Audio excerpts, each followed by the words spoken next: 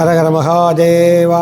தென்னாடுடைய சிவனே போற்றி, எந்நாட்டவர்க்கும் இறைவா போற்றி போற்றி. கணானாந்த்வா கணபதிக்கும் அவாமகே கவிங் கவினாவமஸ்ரவஸ்ரமம் ஜேஷ்டராஜம் பிரம்மணாம் பிரம்மணஸ்பத ஆனஸ்ரன்வன்னோதிபிஸ்ரீதசாதனம். உலகலாம் உணர்ந்து ஓதற்கரியவன் நில உலாவிய நீர்மலி வேணியன் அலகில் ஜோதியன் அம்பலத்தாடுவான் மலர்ச்சிலம்படி வாழ்த்தி வணங்குவோம். குருர் பிரம்மா குருர் விஷ்ணு குரு தேவோ மகேஸ்வரः குரு சாட்சாத் பரபிரம்மா தஸ்மை ஸ்ரீ குரவே நமः. குரவே சர்வலோகானாம் விஷதே பவரோகிணாம் நிதயே சர்வ வித்யானாம் ஸ்ரீ தக்ஷணாமூர்த்தயே நமோ நமः. அப்ரமேய த்வயாதீத நிர்மல ஞானமூர்த்தயே மனோகிராம் விதுராய ஸ்ரீ தக்ஷணாமூர்த்தயே நமோ நமः. காஞ்சிபுரம் மாவட்டம் உத்தரமேரூர் வட்டம் திருப்புலிவனம் கிராமத்திலிருந்து கோயில் அர்ச்சகர் குணசேகர குருக்கள் உங்களோடு உரையாடுகிறேன். இந்த ஊர் காஞ்சிபுரத்திலிருந்து தெற்கால் 22 கிலோமீட்டர் தூரத்திலும் உத்தரமேரூரிலிருந்து வடக்கால் 5 கிலோமீட்டர் தூரத்தில் அமைந்துள்ளது. ஊரின் நடுவே அமைந்துள்ள இக்கோயில். இந்த கோயிலில் தட்சிணாமூர்த்தி ரொம்ப விசேஷம். குலோத்துங்க சோழராஜா இங்கே விசேஷமாக இந்த கோயிலில் கட்டிருக்கார். வியாக்கிரபாதர் என்பவர் மதுரா என்ற பேரில் சிதம்பரத்தில் வாழ்ந்துட்டுருக்கார்.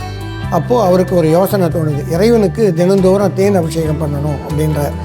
அந்த தேன் வண்டு புஷ்பத்திலேருந்து எடுக்கிறதுக்கு முன்னே அந்த தேனை எடுக்கணுமே அப்படின்னு சொல்லிட்டு சிதம்பரத்தில் இறைவனை வேண்டுகிறார்.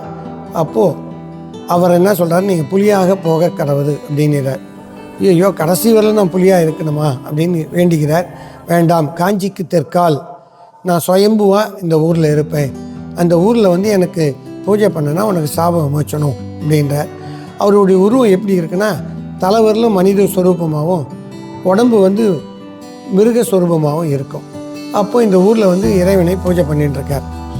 அப்போது குலோத்துங்க சோழராஜா திருச்சி மாவட்டம் உறையூரில் குழந்தை பாக்கியம் வேணும்னு சொல்லிட்டு யாகம் பண்ணுறார். அந்த யாகத்தில் அசிரியராக பதில் சொல்கிறார். அந்த யாகம் பண்ணுறவர் 3ஆம் குலோத்துங்க சோழராஜா. உடனே இந்த ராஜா புறப்பட்டு இந்த ஊருக்கு வரார். அவர் தங்கி இருந்த இடம் தான் இங்கே ஆனைப்பள்ளம் என்ற பேரில் இருக்குது. ராஜாவோட வர மருத்துவர்கள்லாம் தங்கி இருந்த இடம் தான் மருத்துவான் பாண்டி அப்படின்ற 2 ஊர்கள் காரண பெயராக இருக்குது. இந்த ராஜா வந்தவுடனே சுவாமியை அந்த முனிவர் ஆலிங்கனம் பண்ணிக்கிறார்.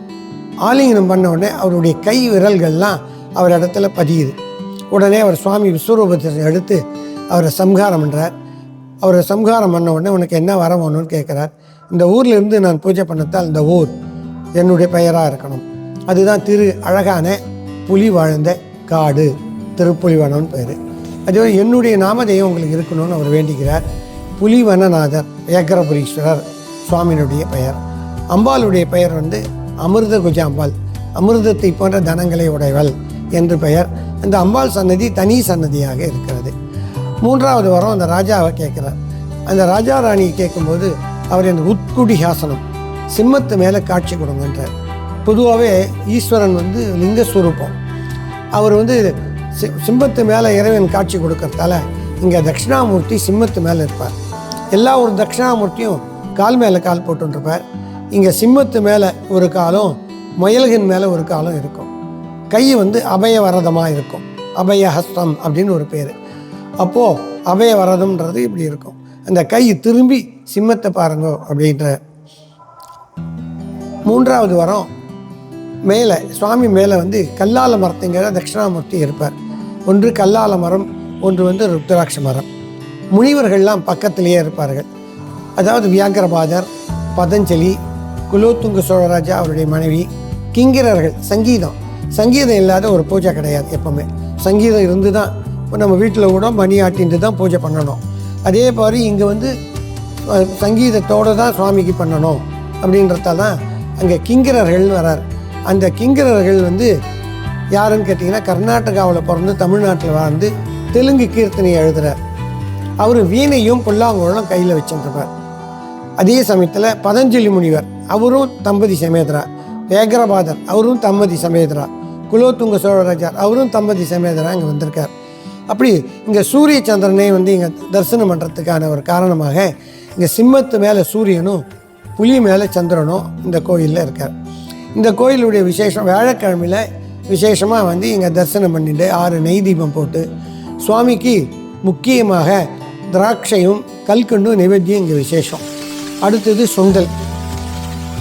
அந்த சுண்டலால் 108 மாலை கோர்த்து மஞ்சள் வஸ்திரம் சாத்தி அவருக்கு 6 நெய் தீபத்தை வேண்டிண்டா அவங்க நினைக்கிறது எல்லாமே நடக்கும். அது ஒரு விசேஷம். இங்கே வியாக்கிரபாதர் அவருடைய உடம்பு பூத உடல் சொல்லுவோம், அது பக்கத்துலேயே இந்த இடத்துல இருக்குது. அவருடைய ஆன்மா இருக்கிற இடம் திருப்பட்டூர் பிரம்மா கோயிலில் ஆன்மா இருக்குது. அவருடைய உடம்பு இருக்கிற இடம் இங்கே பக்கத்துலேயே இருக்கிறது. அது ஒரு விசேஷம். இன்னும் 3 ராஜாக்களும் இந்த கோயிலில் கட்டிருக்கார். சேர, சோழ, பாண்டியர். சோழ ராஜா இந்த சிவனை மட்டும் கட்டி முடித்தார். அடுத்தது பாண்டிய ராஜா இந்த மதில் சுவரை கட்டினார். அந்த சேர ராஜா அம்பாள் சன்னதியை தனியே கட்டியிருக்கார். அதனால் அம்பாள் சன்னதியில் தெற்க பார்த்து ஒரு விநாயகரும் கிழக்க பார்த்து ஒரு விநாயகரும் அனுக்கிரக விநாயகர்னு பேர் அவர் இருக்கார்.